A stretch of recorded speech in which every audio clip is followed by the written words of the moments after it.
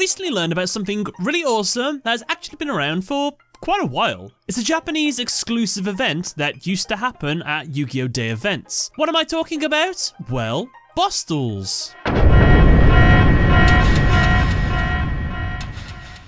What's a boss duel, I hear you saying? Well, honestly, it's exactly like it sounds. It's where a staff member at your locals is given an extremely powerful deck made up of anime exclusive cards themed around a villain from Yu-Gi-Oh! To take on up to 3 duelists at the same time. And if you do think that sounds cool, well, today we're going to be taking a look at boss duels and see what the rules are and what unique cards they have for them. So I'd like to welcome you all to a look at boss duels.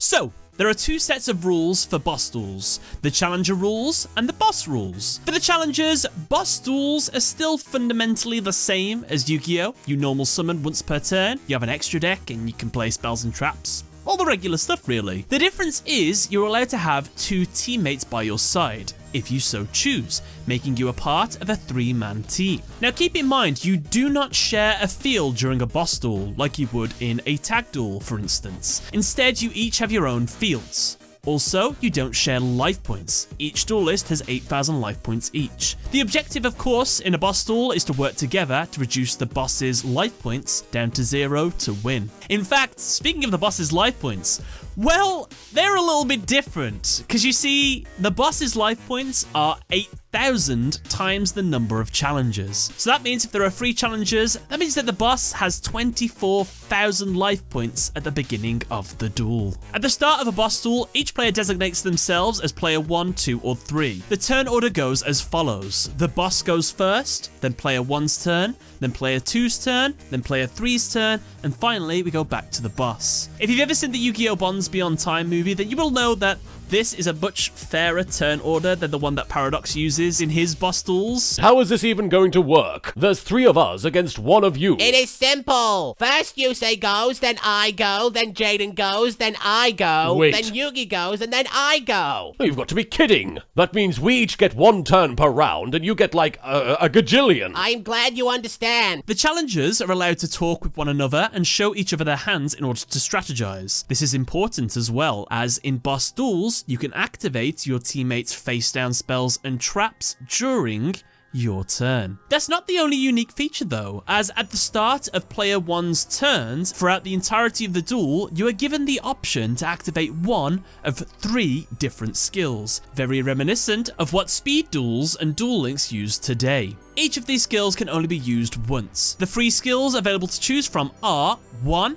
During the battle phase of this turn, double the attack of all monsters of that team. 2. Instead of conducting their normal draw during their respective turns, the turn player, except the boss, adds 1 card from their deck to their hand. 3. Choose 1 player. That player gains 4,000 life points. If you choose a player with 0 life points, that player returns to the duel. Now, something to keep in mind for you unorthodox duelists out there, well, what if I play an alternate win condition deck, like Exodia, Destiny Board, or if you're really a mad lad, Venomenaga, the deity of poisonous stakes, if that's your thing. Well, if you manage to pull off your win condition, then the effect is actually changed during a boss duel. Instead of, you win the duel, it instead says, inflict 8,000 life point damage to the boss instead. So, for the most part, challengers have a pretty simple enough rule set. However, the boss is where things get really spicy, because the boss plays by his own rules. The boss begins the duel with a pre-made, pre-stacked 8-card deck. Yes, you heard right, only 8 cards. And as well, the cards are labelled with the exact order that they will appear as you draw them. For instance, 5 cards have the word start on them to signify that they are in the boss's opening hand, while the rest of the cards in the deck are marked with a 1, 2, or 3. This shows what order they should be stacked on the deck. So card 1 gets drawn first, card 2 second, and finally card 3. The boss has even more benefits stacked in their favour, but you see, the boss is unable to lose the duel due to deck out, which helps a lot since he only has an 8-card deck. Not only that, but the boss's cards cannot be banished under any circumstances. If any card would attempt to banish a boss card, its effect is instead changed to destroyed instead. The reason for this is because during the boss's draw phase, after drawing, they add all cards in their graveyard straight back to their hand. Not only all that, but also the boss can normal summon as many times as he wants, and all the cards in their deck do not have levels, ranks, types, or attributes, making them immune to many card effects that focus on these. And also, when the boss defeats a challenger and reduces their life points down to 0, that player has to send all cards on their field to the graveyard. Hey listen, if you're gonna get the title of boss, you might as well have some really overpowered effects. Oh, and there's one more thing. It's a little bit of a secret, but I'll tell you.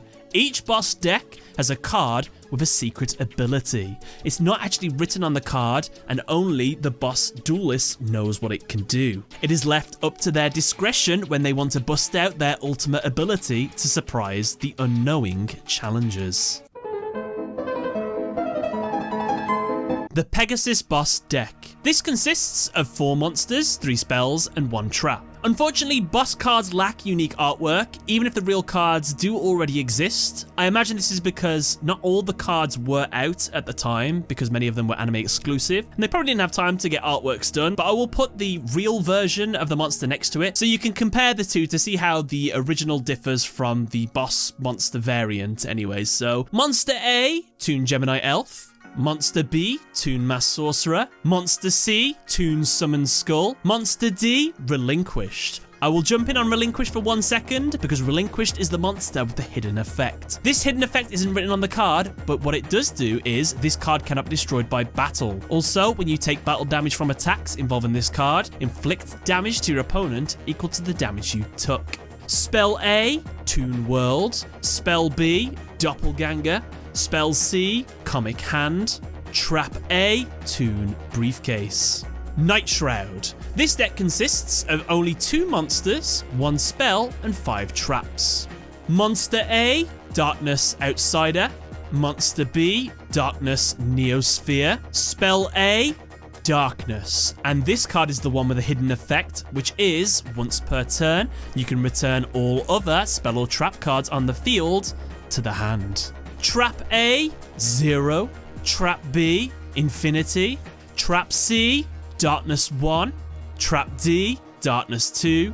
Trap E, Darkness 3. Zone. This deck consists of 5 monsters and 3 traps. Monster A, Michion the Time Lord. Monster B, Gabrion the Time Lord. Monster C, Lazion the Time Lord. Monster D, Sandeon the Time Lord. Monster E, Cephalon, the Ultimate Time Lord. Cephalon is also the one with a hidden effect, and it is, if this card would be destroyed, you can destroy one other zone or Time Lord monster you control instead. Trap A, Non-Existence. Trap B, Endless Emptiness. Trap C, Infinite Light. And the final boss deck, Don 1000. This deck consists of 3 monsters, 3 spells, and 2 traps. Monster A, number C1, Numeron Chaos Gate, Sunya. Monster B, number C1000, Numeronius. Keep in mind that this monster has 10,000 attack points, by the way. Monster C, number IC1000, Numeronius, Numeronia. Keep in mind that this monster has 100,000 attack points. Damn. Spell A, Numeron Network. This is the card with a secret effect, which is, during either player's turn, if you control no other cards, you can send 1 spell or trap card from your hand or deck to the graveyard as this card's effect resolution. Follow the sent card's text as if you had used it. Spell B, Numeron Calling. Spell C, Numeron Chaos Ritual. Trap A, Numeron Xyz Revision. And Trap B, Numeron Spell Revision. So, with that is the Boss Duels concept, and these are all the decks that have been available for it. I honestly hope they do more of these, because I think, at the very least, they sound like an absolute blast to do.